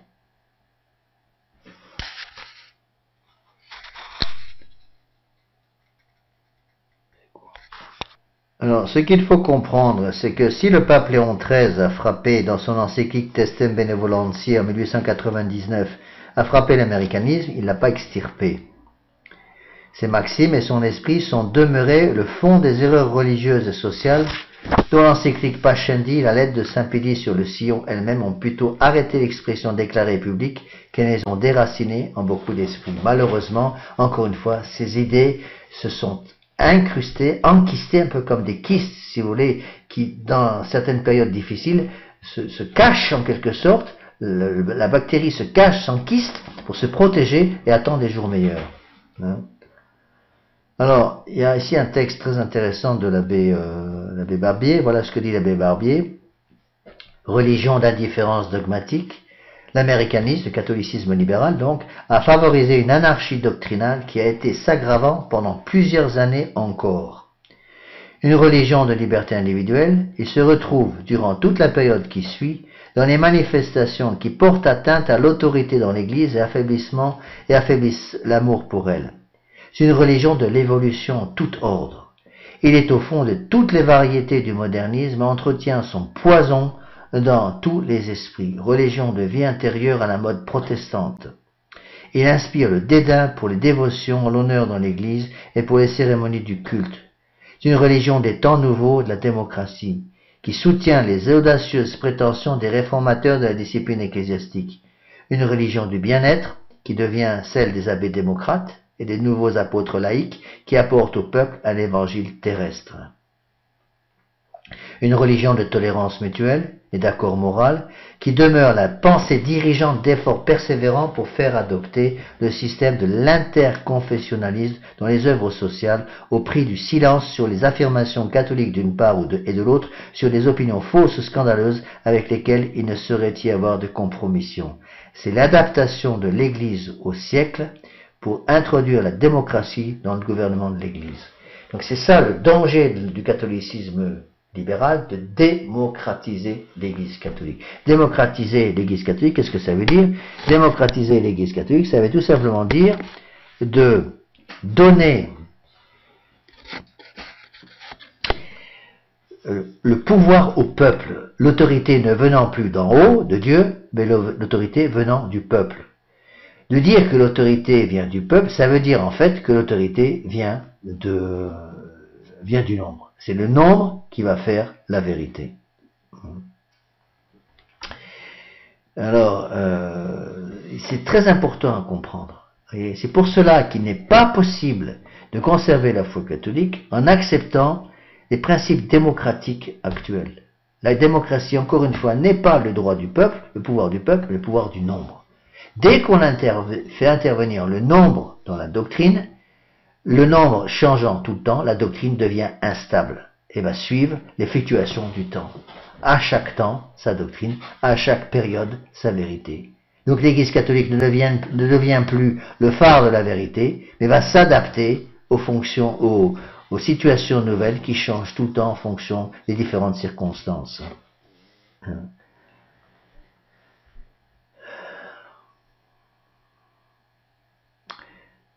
Alors, je vous recite certains textes que j'ai déjà cités en pratique, parce que ce sont des extraits de Léon XIII. Alors, je m'excuse encore une fois de me répéter, mais il est difficile, avec toutes ces notes que j'ai devant moi, de ne pas me répéter. Ça fait du bien, de toute façon, je pense, de revenir constamment au même principe. Donc, Léon XIII explique bien que le principe des opinions nouvelles dont nous venons de parler, dit-il, peut se formuler à peu près en ces termes. Pour amener plus facilement les dissidents à la vérité catholique, il faut que l'Église s'adapte davantage à la civilisation d'un monde parvenu à l'âge d'homme, et que, se relâchant de son ancienne rigueur, elle se montre favorable aux aspirations et aux théories des peuples modernes. Or, ce principe, beaucoup retendent non seulement à la discipline, mais encore aux doctrines qui constituent le dépôt de la foi. Donc, ce libéralisme mélangé au catholicisme va attaquer le dépôt même de la foi. Donc, ces gens vont soutenir qu'il est opportun, pour gagner le cœur des égarés, de taire certains points de doctrine, comme étant de moindre importance, ou les atténuer au point de ne plus leur laisser le sens auquel l'Église est toujours tenue. Ça veut dire quoi? Ça veut dire qu'il faut constamment adapter la doctrine de l'Église aux gens à qui on parle. On le voit très bien, surtout ça c'est vu de façon très nette, dans les grandes réunions avec les jeunes organisées par l'Église de Vatican II, dans ces conciles des jeunes, au lieu de profiter de l'influence qu'ils auraient pu avoir sur les âmes de ces jeunes qui les écoutaient, les papes de l'Église de Vatican II, au lieu de profiter de cette occasion de rappeler la doctrine catholique traditionnelle, vont se lancer dans un humanisme pour plaire aux jeunes. On voit très bien ça, c'est Bergoglio. Il ne cherche qu'une seule chose, à plaire au monde. Parce qu'il sait qu'à ce moment-là, il va ramasser, si vous voulez, de la part du monde, une charité naturelle qui ne sera que naturelle. Il n'est pas besoin de longs discours, dit le pape Léon XIII, pour montrer combien condamnable la tendance de cette conception. Il ne faut pas croire non plus qu'il n'y ait aucune faute dans ce silence dont on veut couvrir certains principes de la doctrine catholique pour les envelopper dans l'obscurité et l'oubli. Car toutes ces vérités qui forment l'ensemble de la doctrine chrétienne n'ont qu'un seul auteur et docteur, qu'on se garde donc de rien retrancher dans la doctrine reçue de Dieu ou d'en rien omettre pour quelque motif que ce soit, car celui qui le ferait tendrait plutôt à séparer les catholiques de l'Église qu'à ramener à l'Église ceux qui en sont séparés. À cette opinion sur les vertus naturelles se rattache une autre opinion qui partage comme en deux classes toutes les vertus chrétiennes, les passives et les actives selon leur expression. Donc là, on reprend les grandes doctrines de l'encyclique de Léon XIII, Testem Benevolentiae, contre l'américanisme. Donc, si vous voulez, qu'est-ce qui se passe? C'est que, ça c'est indispensable pour comprendre ce qu'est le catholicisme libéral. Le catholicisme libéral est un amoureux des vertus dites actives, et un contempteur des vertus dites passives. Alors qu'est-ce que c'est qu'une vertu active? Une vertu active, c'est toutes les vertus qui permettent l'action apostolique. Une espèce de zèle pour l'action. Les vertus passives, au contraire, sont basées sur l'humilité. Donc le catholicisme libéral a en horreur la vertu d'humilité. Donc, saint Thomas d'Aquin, au contraire, explique que la vertu implique une perfection de la puissance. Or, la fin de la puissance est l'acte, et l'acte de vertu n'est autre chose que le bon usage de notre libre arbitre. Donc, c'est une vertu surnaturelle pour nous aider à monter vers le ciel. Donc, il n'y a pas de vertu active sans d'abord de vertu passive. Si on ne commence pas par faire les fondations de la maison, comment voulez-vous penser à la couleur dont vous allez peindre la cheminée? Donc, on va voir se développer avec ces fausses idées un peu partout dans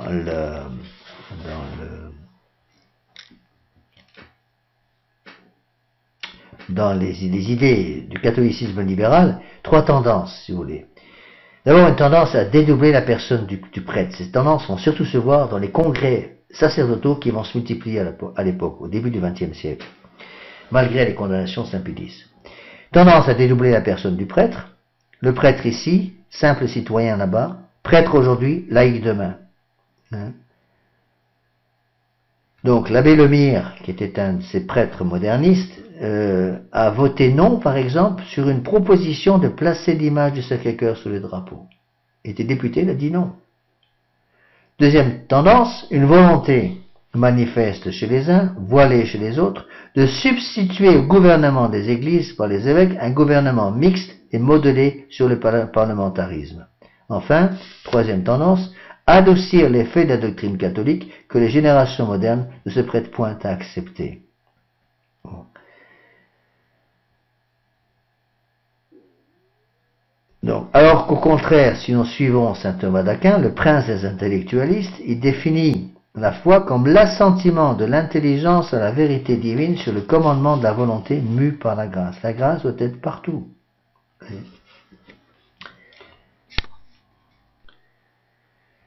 Bon, pour terminer ces explications et ce résumé un peu rapide que j'ai donné du tome 3 de l'œuvre de l'abbé Barbier, l'histoire du catholicisme libéral, je voudrais vous citer une autre lettre que j'ai écrite aussi il y a longtemps, mais qui, je pense, résume bien tout ce que je viens d'essayer de vous expliquer. Donc, voilà ce que j'écrivais il y a déjà plusieurs années, mais je ne change rien du tout à la doctrine, j'utilise toujours les mêmes arguments. Donc, je vous relis ce texte ancien que j'ai écrit il y a plus de 10 ans, c'est pas plus de 15 ans, mais qui résume bien tout ce que je viens de vous dire. Voilà ce que je disais. Nombreux sont nos fidèles qui, écœurés par l'état de décomposition avancé de notre société française, souhaitent se lancer dans la politique. Et ces fidèles nous reprochent, surtout ces jeunes, nous reprochent amèrement notre passivité dans ce domaine, et voudraient se lancer à corps perdu dans l'action politique pour la plus grande gloire du Christ roi, bien entendu. Il est évident qu'il y a un créneau pour les laïcs dans ce domaine, mais il ne faudrait pas oublier pour autant que les plus belles actions sont les actions surnaturelles. Se confesser régulièrement, aller à la messe le dimanche, parfois en semaine quand on peut, prier son chapelet, pousser le prochain à se confesser et le remettre ainsi sur le chemin de la pratique religieuse, placer ses enfants dans une bonne école de tradition. Tout cela, toutes ces choses sont des actions autrement plus réelles et utiles que d'essayer de faire de la politique dans un milieu gangréné par le libéralisme, en se mettant ainsi plus ou moins à la remorque des principes républicains, laïques, démocratiques et révolutionnaires qui ont déjà placé notre pays dans sa tombe. Il faut comprendre qu'il existe une incompatibilité radicale entre la société libérale et la société de Jésus-Christ. C'est Louis Veuillot. Monseigneur Lefebvre nous mettait déjà en garde contre cette tentative de mariage adultère entre les principes catholiques et les idées de 1789. Une union adultère, disait-il, ne peut donner que des enfants bâtards. Nous ne pouvons être à la fois régénérés dans les eaux du baptême et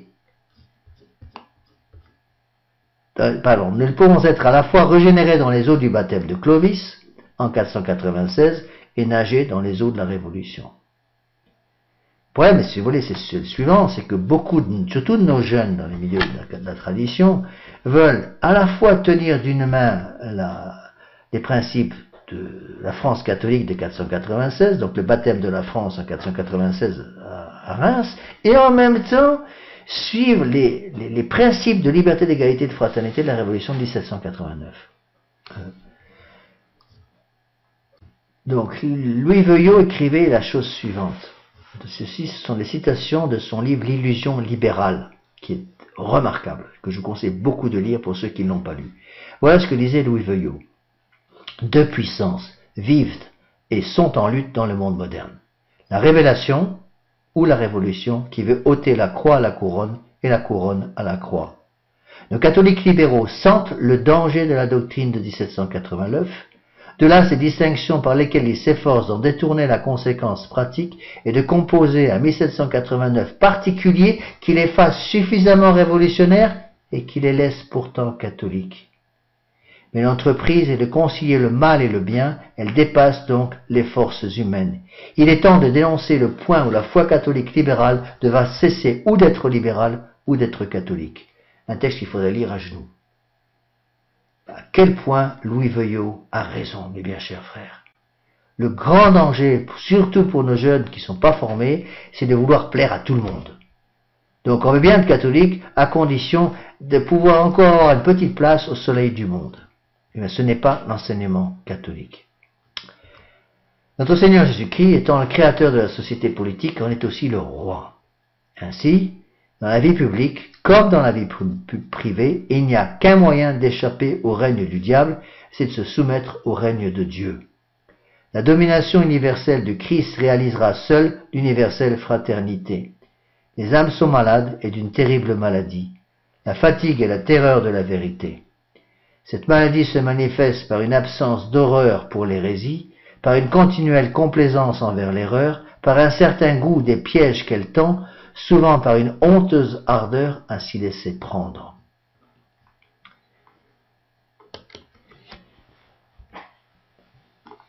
Si notre Seigneur Jésus-Christ est roi de la société, il est évident que l'Église aura son mot à dire en matière de politique. Elle condamne donc avec force le communisme, le capitalisme libéral, le divorce, l'école sans Dieu, l'avortement, toutes choses qui sont réglées par les politiciens.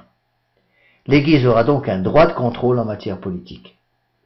Donc voici l'enseignement dogmatique donné par le pape Boniface VIII dans son encyclique magistrale Unam Sanctam en 1302. Toujours aussi actuel. Il n'y a qu'une Église catholique, en dehors de laquelle il n'y a ni salut, ni rémission des péchés. Cette Église a un corps et une tête, non deux comme les monstres. Le Christ a tout confié aux successeurs de Saint-Pierre, tout sans exception. Il y a deux glaives sous le contrôle de l'Église, le spirituel et le temporel. Le premier est brandi par l'Église, donc le glaive spirituel, le second par la main du prêtre. Donc le premier est brandi par l'Église, excusez-moi, le glaive spirituel par la main du prêtre, le second est brandi pour l'Église par la main des rois et des soldats, selon le vœu et la permission des prêtres. Il est donc convenable que l'autorité temporelle soit soumise à l'autorité spirituelle. Le pouvoir spirituel est autant supérieur en dignité et en noblesse à tout pouvoir temporel, que les choses spirituelles le sont par rapport aux choses matérielles. Le pouvoir spirituel peut donc établir, et si nécessaire, juger le pouvoir temporel. Donc on ne peut pas envisager une formation politique sans l'influence de l'Église, parce que notre Seigneur Jésus-Christ a quelque chose à dire en matière politique, puisqu'il est chef de la société, puisque c'est lui qui l'a, la société humaine, puisque c'est lui qui l'a fondée. Donc bien que le pouvoir temporel soit indépendant dans son domaine propre, par exemple, l'Église n'a rien à dire pour décider s'il faut faire passer une nouvelle autoroute à tel ou tel endroit, ou construire un pont à tel ou tel endroit au-dessus de la rivière, il n'en demeure pas moins que le pouvoir spirituel aura souvent son mot à dire. Car ce pouvoir spirituel, analogiquement parlant, est au temporel ce que l'âme est à l'Église. L'Église sera donc l'âme qui doit animer le corps politique et dans bien des cas, si c'est nécessaire, le corriger. L'Église et l'État sont certes tous les deux des sociétés parfaites, c'est-à-dire capables par elles-mêmes d'atteindre leur fin propre. Donc l'Église est une société parfaite, l'État est une société parfaite. L'Église est une société parfaite dans son élément, l'État est une autre société parfaite également dans son élément, dans le sens que chacune de ces deux sociétés sont capables d'atteindre leur fin propre, fin surnaturelle pour l'Église, fin naturelle pour l'État. Cependant, société parfaite ne veut pas dire société indépendante. L'Église et l'État, tout en étant toutes les deux des sociétés parfaites, doivent avoir des liens. Donc la société parfaite de l'État est au corps ce que la société parfaite de l'Église est à l'âme. Il faut un lien entre l'âme et le corps, sinon on obtient un cadavre. Donc, il faut toujours souhaiter l'union de l'Église et de l'État. Il est nécessaire dans les temps troublés que nous vivons de rappeler ces principes élémentaires à nos fidèles qui veulent se lancer dans la politique. La société, la civilisation sera chrétienne ou ne sera pas. Alors, il y a deux dangers à éviter. Dans l'action politique, deux dangers principaux sont à éviter car les tentations sous apparence de bien sont nombreuses et la bonne volonté ne suffit pas. Premier danger, c'est le surnaturalisme, qui consiste à espérer que Dieu fera tout le travail pratique. Ainsi, certains voudraient ne faire qu'une seule chose, prier et faire pénitence, mais refusent de faire quoi que ce soit dans la pratique. Certes, prière et pénitence sont les fondations nécessaires pour construire toute œuvre durable voulue par Dieu, mais l'adage reste vrai, aide-toi et le ciel t'aidera. Il faut donc aussi agir en suivant la trilogie célèbre, prière, étude, action, et non pas, comme le disent les modernistes, voir, entendre, juger. Non, c'est prière, étude, action. Attention, gardons bien l'ordre. La prière d'abord, puis l'étude pour compléter la prière, et l'action comme fruit de la prière et de l'étude. Deuxième danger, le naturalisme. Donc, premier danger, le surnaturalisme, trop surnaturaliser les choses. Deuxièmement, naturaliser, désurnaturaliser les choses. Le naturalisme, cette fois, c'est l'homme qui veut faire tout par lui-même. Il considère que la prière et la pénitence ne sont que des pertes de temps, cet actif et mûr pour tous les excès tombera dans l'activisme et le volontarisme. Alors, qu'est-ce que c'est? Quelle est la différence entre l'activisme et le volontarisme? J'ai déjà expliqué, donc je reviens vite. L'activiste prétend remplacer la prière par l'action. Le volontariste prétend obtenir ce qu'il veut obtenir à la force du poignet, sans l'aide de Dieu. Une petite nuance. Alors, nos politiciens en herbe devraient méditer au livre des Juges, chapitre 7, qui relate la victoire de Gédéon sur l'armée des Madianites. Ces derniers dévastaient régulièrement les terres des Hébreux et ne laissaient aucune subsistance en Israël. Ni brebis, ni bœuf, ni âne. Ils montaient avec leurs troupeaux et leurs tentes et devenaient nombreux comme des nuées de sauterelles. Eux et leurs chameaux étaient innombrables et ils venaient dans le pays pour le dévaster. Bon. Gédéon, un des juges, décida de passer à l'action contre les Madianites avec une armée de 32 000 hommes. Mais Dieu avait d'autres idées en vue. Et lui dit, le peuple que tu as avec toi est trop nombreux pour que je livre Madian entre ses mains, de peur qu'Israël n'en tire gloire contre moi en disant, c'est ma main qui m'a délivré. Que celui qui a peur et qui tremble s'en retourne. 22 000 hommes s'en retiraient, il n'en resta que 10 000.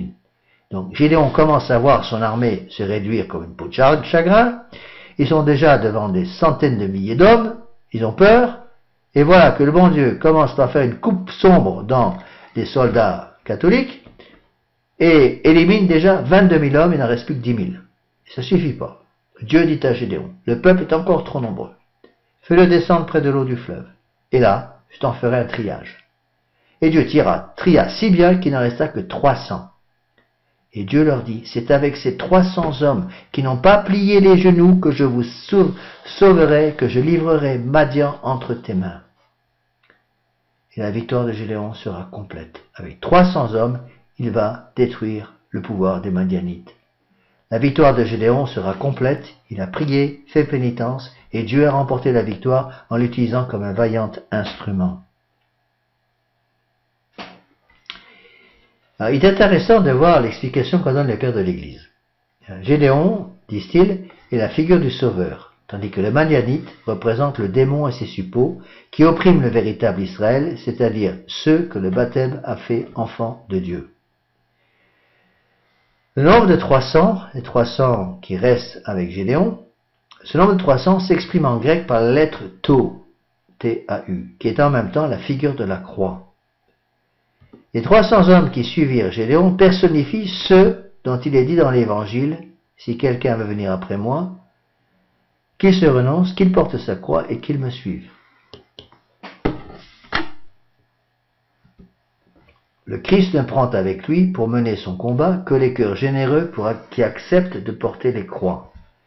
Pour les connaître, il les conduit au bord du fleuve, c'est-à-dire aux eaux de la divine sagesse.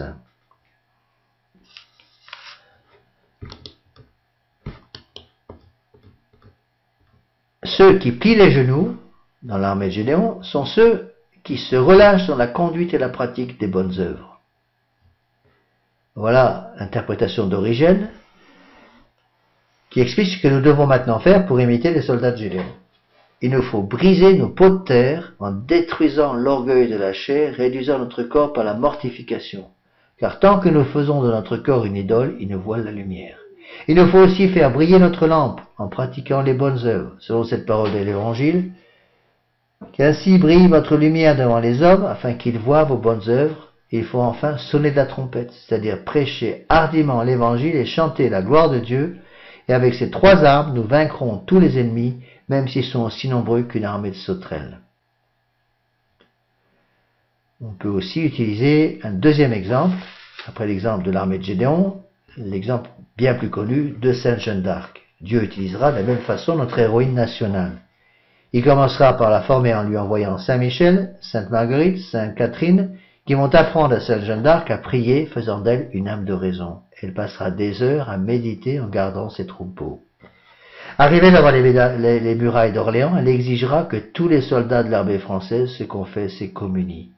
Alors, et alors seulement, elle bataillera avec les gendarmes pour obtenir la victoire militaire. Elle avait compris qu'on ne combat pas pour le règne de notre Seigneur Jésus-Christ sans que les soldats de Jésus-Christ soient d'abord en état de grâce. Sage principe que les leaders de certains de nos partis politiques français feraient bien de méditer de mettre en pratique. On ne peut prétendre d'un côté se battre au service de Jésus-Christ, du Christ roi, quand de l'autre on vit avec le démon par le péché mortel. Cela explique bien les déboires politiques, car Dieu n'a pas reconnu les siens chez ces soldats qui vivent dans la pratique comme s'ils n'existaient pas. Donc, pour être clair, utilisons une citation, ou quelques citations. La première d'Ernest Hello, la deuxième de Monseigneur Henri de Lassus, deux grands antilibéraux du début du XXe siècle. Puissions-nous méditer ces fortes paroles et surtout les mettre en pratique, car les mêmes causes provoquent toujours les mêmes effets. Quiconque aime la vérité déteste l'erreur. C'est la citation d'Ernest Hello. Cette détestation de l'erreur est la pierre de touche à laquelle se reconnaît l'amour de la vérité. Si vous n'aimez pas la vérité, vous pouvez jusqu'à un certain point dire que vous l'aimez et même le faire croire. Mais soyez sûr qu'en ce cas, vous manquerez d'horreur pour ce qui est faux, et à ce signe, on reconnaîtra que vous n'aimez pas la vérité. Quand un homme qui aimait la vérité cesse de l'aimer, il ne commence pas par déclarer sa défection, il commence par moins détester l'erreur. C'est par là qu'il se trahit. Les complaisances secrètes forment une des parties les plus ignorées de l'histoire du monde. Quand un homme perd l'amour de la doctrine, bonne ou mauvaise, qu'il professait, il garde ordinairement le symbole de cette doctrine. Seulement, il sent mourir en lui toute aversion pour les doctrines contraires à celle-là. Dans cette citation d'Ernest Hello vient de son livre L'Homme. La deuxième citation vient de Monseigneur de Lassus dans son livre Vérité sociale et erreur démocratique. Voilà ce qu'il disait. Quand un homme qui aimait la vérité cesse de l'aimer, excusez-moi, je me trompe. Beaucoup ont mis leur espoir de salut dans la lutte électorale, c'est-à-dire dans la souveraineté du peuple en exercice. Que de temps, que d'argent, que d'activité a fait dépenser cette illusion. La 10e partie de tout cela employé depuis 20 ans à réformer les idées eût sauvé le pays depuis 10 ans. L'effort déployé pour faire élire des candidats met toujours l'idée au second plan s'il ne l'étouffe entièrement et prépare ainsi pour l'avenir des défaites de plus en plus écrasantes. Ce qu'il faudrait, ce serait d'arracher les hommes influents à l'action électorale pour les lancer dans la propagande de la vérité. Mais là est la difficulté. Il est aisé de grouper et d'intéresser les masses conservatrices à une action concrète et simple comme le vote.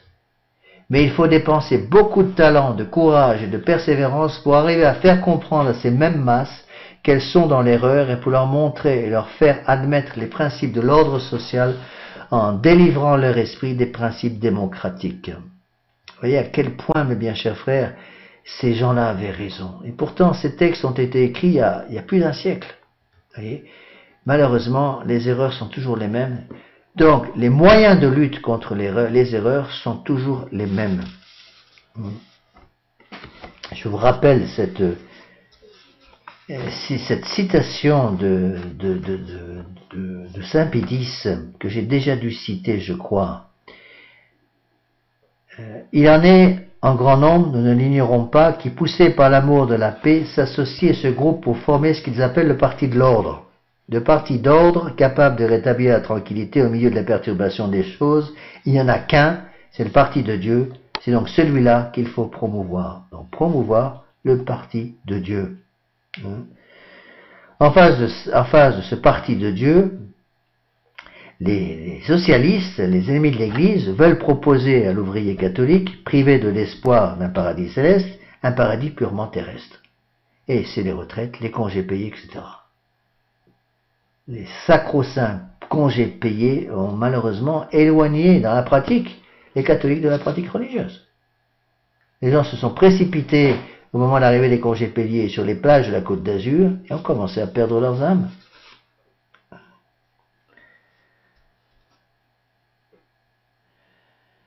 Rappelez-vous, j'ai déjà cité ces citations, donc je n'y reviens pas, mais je voudrais quand même les reciter parce que le reste nous aide à garder l'esprit sur le vif du sujet. Un texte de Jaurès, Jean Jaurès, un grand ennemi de l'Église. Nos adversaires nous ont-ils répondu? Ont-ils opposé doctrine à doctrine, idéal à idéal? Ont-ils eu le courage de dresser contre la pensée de la Révolution l'entière-pensée catholique qui revendique pour Dieu, pour le Dieu de la civilisation chrétienne, le droit non seulement d'inspirer et de guider la société spirituelle, mais de façonner la société civile? Non. Ils se sont dérobés, ils ont chicané sur des détails d'organisation, ils n'ont pas affirmé nettement le principe même qui est comme l'âme de l'Église. Je voudrais aussi rajouter une dernière citation de Louis Veuillot. Voilà ce qu'il disait. Pour ceux qui s'opposent, si vous voulez, à la création d'un véritable parti catholique et qui ne veulent pas mêler la religion à la politique, Louis Veuillot les avertissait ainsi. Nous périssons, disait-il, peut-être plus de vérité que les bons n'ont pas le courage de dire, que des erreurs que les méchants ont su sans mesure multiplier. Ce n'est pas la religion que vous leur rendrez aimable, ce sont vos personnes. Et la peur de cesser d'être aimable finit par vous ôter le courage d'être vrai. Il vous loue, mais de quoi? De vos silences et de vos reniements. Encore une fois, je m'excuse si je répète certaines citations, mais l'important c'est que ça rentre dans nos cervelles.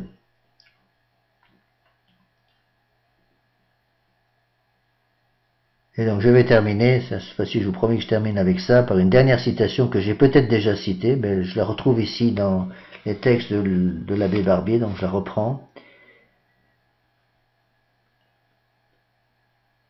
Une citation de l'abbé Barbier. Donc il est évident que Saint Pidis parlait de la théorie du moindre bien, et non pas, commencez plus à le dire, de la théorie du moindre mal. C'est-à-dire à savoir qu'entre deux mots, il faut choisir le moindre. Rien, donc, de commun entre ce moindre bien dont il faut savoir se contenter en cas de nécessité en acceptant un candidat moins bon qu'on l'aurait souhaité, mais favorable à la religion, et ce principe du moindre mal par lequel les catholiques libéraux français prétendaient justifier leur compromission avec les adversaires de l'Église et des concessions que la conscience à l'envie de l'honneur devait leur faire repousser. Que d'actes intrinsèquement mauvais deviendraient légitimes par cette théorie du moindre mal? Entre deux pommes pourries, il n'y a pas de choix. Pour le libéral, le moins mauvais devient le bon. Il y a une différence de degré, mais non de nature. Donc attachons-nous, mes bien chers frères, à la foi catholique. On ne peut pas se sauver sans la foi catholique. Et c'est précisément parce que les catholiques ont fini par accepter petit à petit tous les principes de la Révolution qu'on est devenu tellement faible et qu'on a laissé les ennemis de l'Église pénétrer partout à l'intérieur même de l'Église catholique. Nous allons terminer par une prière. Donc je me rends compte que, encore une fois de plus, le magnétophone m'a joué des tours, et que la conférence qui devait être sur une seule piste est passée sur deux pistes. Donc je mettrai les deux conférences l'une à la suite de l'autre sur le site internet.